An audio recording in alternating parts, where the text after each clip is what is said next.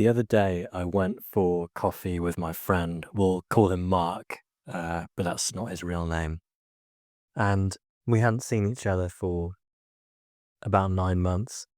And after just exchanging some welcomes, we sat across from each other at the table, and he started updating me about his life and his romantic struggles with a woman that he'd met who hadn't treated him well, and what he was going to do, and da da da da da. And as he was talking, it was very obvious to me that he should just uh, sack this woman off and not really give her any more of his energy. And of course, I could have said that, but I knew better. And I've given people advice in the past, and you sort of see their eyes glaze over, or maybe they pretend to listen, but that they're just going to do what they're going to do. And after we talked about that, I updated him on my life, and I talked about the issues I was having with my business and my relationships. But of course, I knew that my problems were real, whereas his were imaginary, or at least I could solve them quite easily. So as I was walking home, I started to think again about my own life and the issues that I was having in my work and in my relationships and with my health, and how intractable those problems were, and how I really needed to figure them out.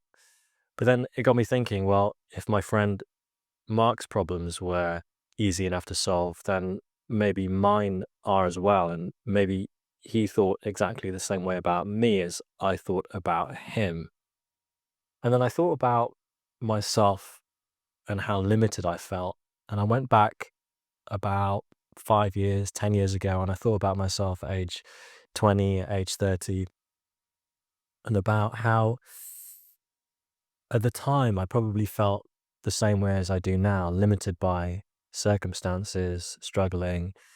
But if I look back in hindsight, actually, I had a lot more potential than I really realized. And a lot of the things that I wanted to do that I felt I couldn't do, I actually could have done them when I was 30, 20. I was very much wanting to be successful in the music industry.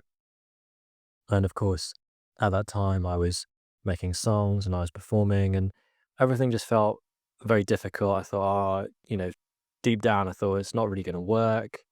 Things stacked against me and, not in my favor, da da da da da. But looking back, of course, I can see that had I just put in more work and made more songs, made more contacts, things like that, I probably would have had a better chance of being successful. It certainly would have been possible, but of course, I didn't see it that way at the time.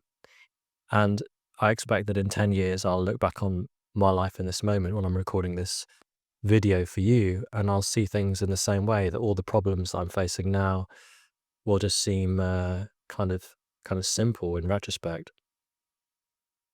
And I think the reason that is because as we're living in the moment, thinking about the problems we have in the future, we're not actually really seeing reality as it is, and we're seeing reality as we are, and everybody's doing this, and it's very easy to see other people doing it, but very difficult for us to see ourselves doing it, because of course that's the whole point. We're running programs that we've picked up in childhood and along the way from the people around us in the culture. They're not really ours. They're just like software on a computer. And of course, it's very difficult to let go of these because they're good enough to get us to this point. However good or bad our life has been up until now, the the programs have enabled us to get here. So to actually start believing something different is very challenging. And I imagine it being like those little crabs that live in borrowed shells on the ocean floor. Maybe the shell is very small and constrictive, but to move to another shell involves running across the ocean floor and essentially being completely exposed. And this is called the Golden Bridge. It's this idea that if you want somebody to change, you really have to give them a golden bridge to walk across to show them there's a better place to be and a better place to go. And at the time I was wanting to succeed in the music industry, I also had another career in quite a difficult field, which was the photography industry. And it's fascinating to compare my results in both of these fields because they're both very competitive. But I was relatively very successful in the photography industry compared to the music industry. And I think it's because I didn't have this program.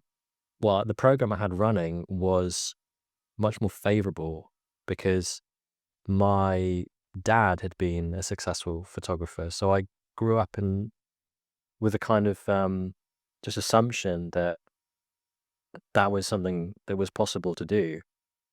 Whereas I didn't have that feeling about the music industry. I didn't grow up around anyone who'd achieved success in the music industry. So it just seemed like a much more difficult thing to do. Whether it was or not, I don't really know, but that's just the way that I felt subconsciously. And I noticed that the people around me who were successful didn't have this kind of subconscious program that I had. There was one friend of mine who went on to be successful in the music industry. I remember sitting next to her. We were at the pool actually, and she was on this kind of lounger next to me. I just kind of looked over at what she was doing, and um, I think 20, 30 minutes earlier, there'd been somebody there hanging out with us who was a music manager or some industry person. And she was just writing him an email like, "Oh, hey, it was nice to meet you. This is my name. Like, this is my music, da da da da da," as if it was just nothing. And I would never have done that. I would have agonized about what to write. I probably would have procrastinated for weeks and eventually just forgotten to take the opportunity. So, in my experience, when you meet people who are successful at something, there's really not a lot of like resistance going on in their mind as it pertains to that particular thing. They're not watching self help videos like this. They're not really even thinking about how difficult it is what they're doing. All of that attention and energy is just going on the thing itself. So, when it comes to thinking about this past self, in my case, the music industry, but it could be anything, and thinking about myself from the position of the future, it's kind of an interesting exercise that there's all these things that are possible for you and for me right now.